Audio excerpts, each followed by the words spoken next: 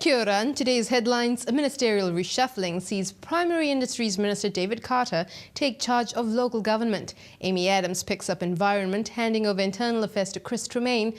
Trade Minister Tim Grosser gains additional climate change responsibilities, and Tauranga MP Simon Bridges has been promoted to minister outside of cabinet. Prime Minister John Key says the 35-year-old is now in charge of consumer affairs and the country's youngest ever government minister. Simon has proved to be an able member of the National Party caucus, and I look forward to welcoming him to the executive. The defamation proceedings against two Labour MPs and Radio New Zealand will continue, but Judith Collins says she'll fund it herself. As a cabinet minister defending her reputation, she is entitled to have those proceedings paid for by the taxpayer. But Ms. Collins says if Trevor Mallard and Andrew Little are not prepared to fund their own defence, they should apologise and retract their allegations. The Pike River Royal Commission of Inquiry hearings concludes this week with the final submissions from the police and the Department of Labour. Yet the families of the Pike River 29 are frustrated. Spokesman Bernie Monk says it's hard that they are no closer to getting their loved ones back.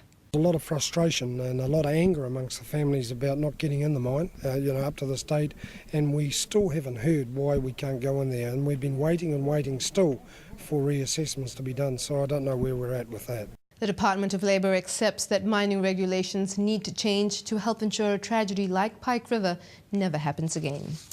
Success for Mega Upload founder Kim.com in court today after a judge relaxed his bail conditions. It means he can now access the internet, travel short distance from the house he's living in to the Coatesville mansion he's renting to swim in the pool there and to continue recording an album in an Auckland studio. Prime Minister John Key says New Zealand stands ready to send help to flood-stricken Fiji. 4 people have been confirmed dead after the weekend's flooding there, and several are still missing. Government and volunteer crew used a lull in the storm today to progress aid efforts for the nearly 8,000 people displaced by the weekend's floods. Viti Levu's infrastructure has taken a hit. Most of the island is without electricity, bridges have washed away, and the townships of Nandi and Singatoka remain underwater. The country is bracing for a low-pressure system expected to bring another deluge of rain in the next few days.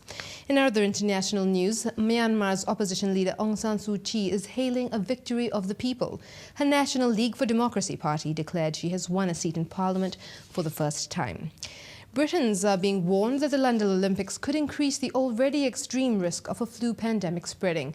Britain is ranked second only to Singapore for its vulnerability to the rapid spread of an influenza outbreak.